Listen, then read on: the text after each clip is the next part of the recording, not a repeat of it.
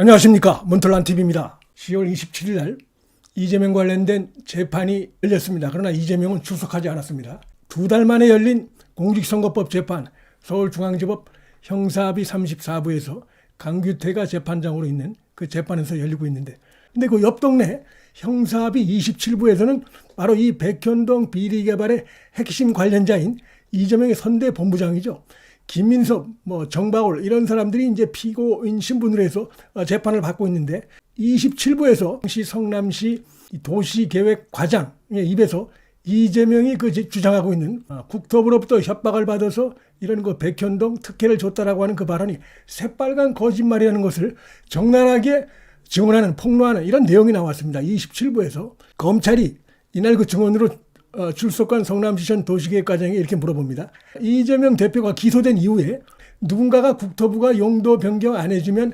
직무유기로 문제 삼겠다고 보고했는데 혹시 그게 당신 아니었냐라고 물어본 적이 있냐 물어보니까 그렇다.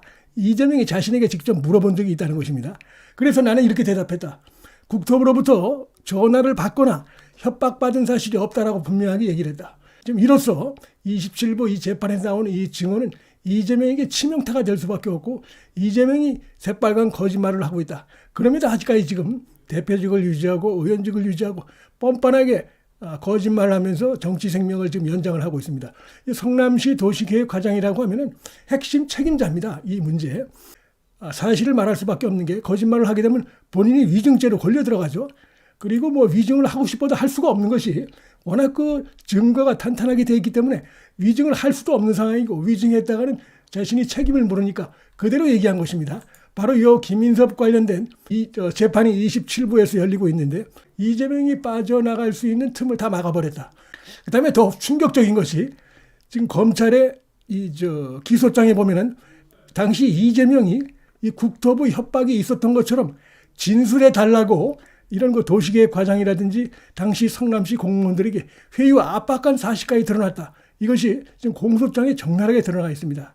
그 다음에 이제 바로 옆에 있는 형사합의 34부에서 바로 이재명이 피고인으로 있는 그 재판이 또 열렸습니다. 같은 날. 여기는 이제 강규태가 재판장인데, 자, 이재명 피고인 오늘도 안 나왔습니까? 얘기하니까 안 나왔다. 이렇게 얘기를 하고 있습니다. 그런데 한숨을 쉬었다, 이런 이제 보도가 나오고 있는데, 이게 지금 형사합의 34부가 한숨 쉬어서 넘어갈 일이 아닙니다. 이게 재판이 1심이 13개월째 이어지고 있고 여러 가지 이유가 있는데, 우선 첫째로 격주에 한 번씩 재판이 진행되고 있습니다. 1심 재판을 6개월 내에 끝내야 한다는 것이 지금 강제 규정인데, 우리 공직선거법 관련 규정에 그렇게 되어 있습니다. 6개월 내에 끝내라.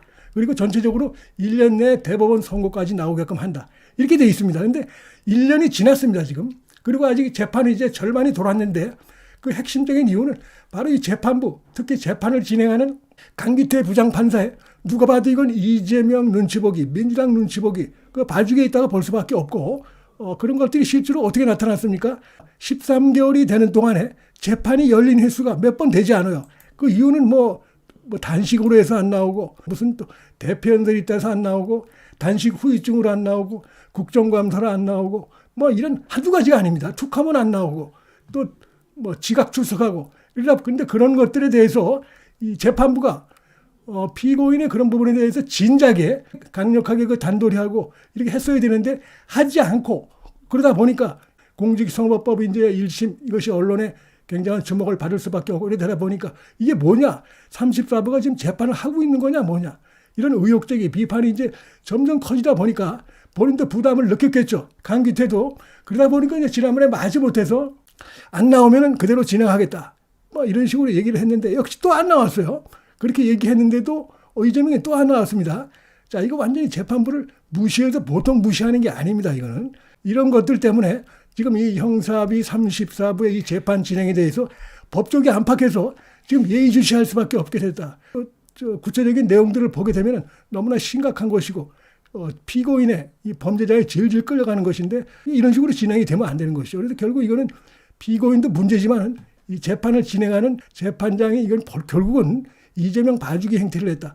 2주에 한 번씩 재판을 진행하기로 결정한 그 자체가 거기서 큰 문제가 발생했고, 그래서 중간에 한번 검찰이 일주일에 한 번씩 해야 된다.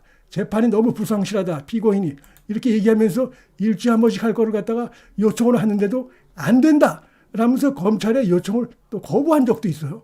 자, 여기 보면은 국민의힘의 의원실에 박성준 의원이 요 자리를 뽑아갖고 이제 언론에 이렇게 배포를 한 건데 2013년부터 2023년까지 10년 동안에 공직선거법 위반 관련 1심 재판 기간이 3개월밖에 되질 않습니다.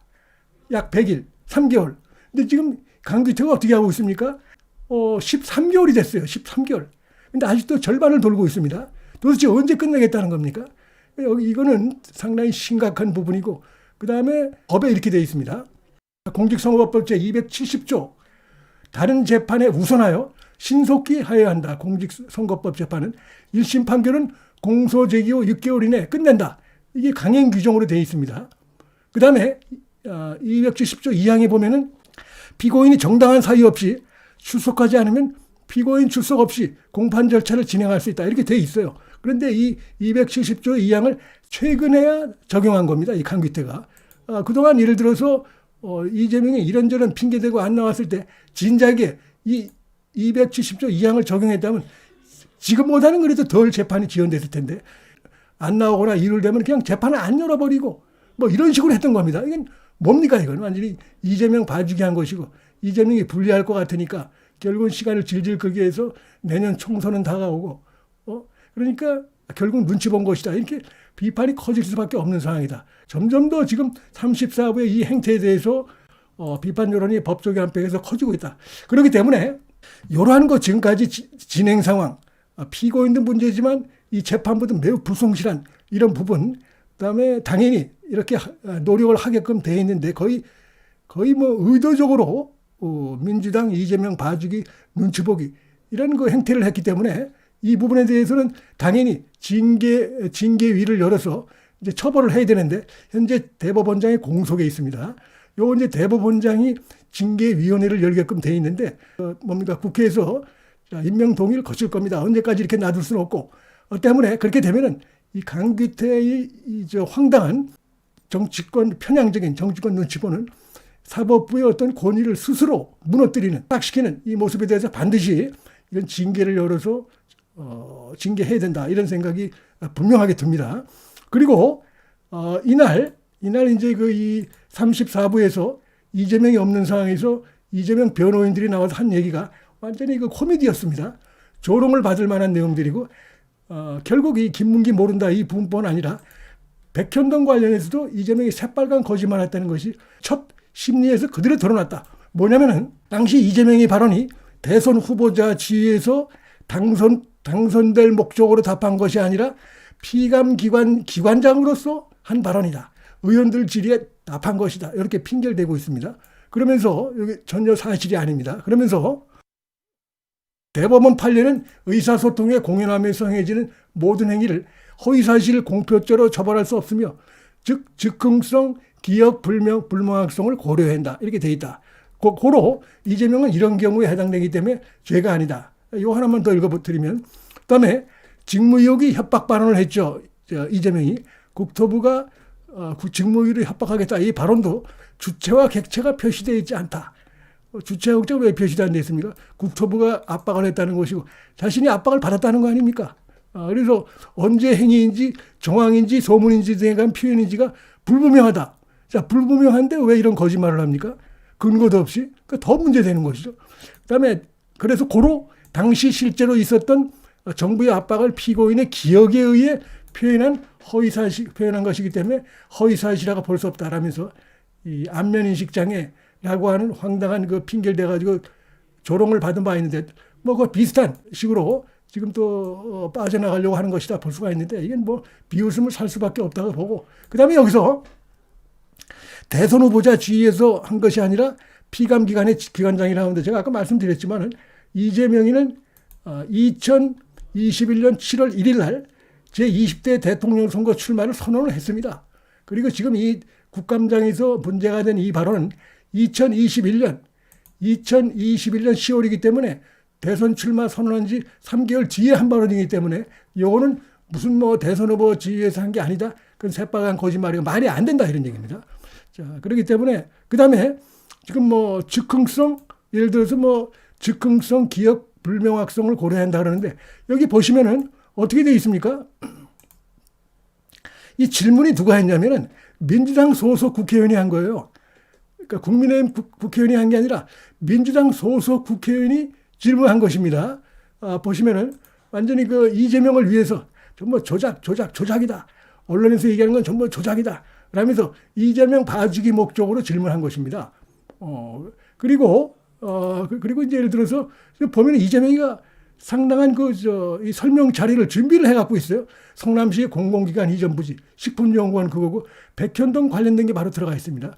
그러니까 무슨 즉흥성 이렇게 핑계를 댈 수 없는 게 이미 그 사전에 질문지를 받아본 것이고 이런 질문이 나올 것이라는 걸 이재명이 알고 있었다는 것이고 더군다나 질문을 민주당 국회의원이 했습니다. 민주당 국회의원이.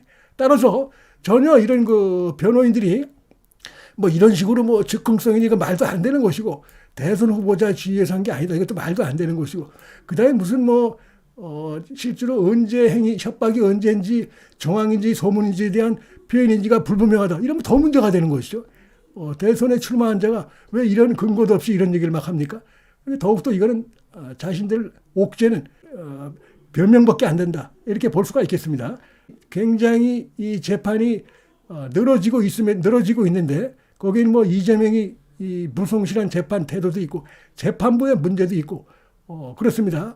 아무리 봐도 이재명이가 지금 유죄를 벗어날 수 없는 상황이에요. 김문기도 그동안 재판을 통해서 새빨간 거짓말이라는 게 드러났고 백현동도 완전히 새빨간 거짓말이라는 게 뭐 여러 가지 증거로 국토부 문건 그다음에 성남시 공무원들 그다음에 이 백현동에서 실제로 그 부정한 청탁에 의해서 불법적인 부동산 개발 인허가가 이루어진 거 생생한 증거 이런 것들이 뭐 여기저기 널려 있기 때문에 이재명은 좀 빠져나갈 수 없는 상황이다. 그럼에도 불구하고 이재명이 도대체 이게 지금 뭘 믿고 이 재판에도 잘 나오지 않고 이런 행태를 보이는가.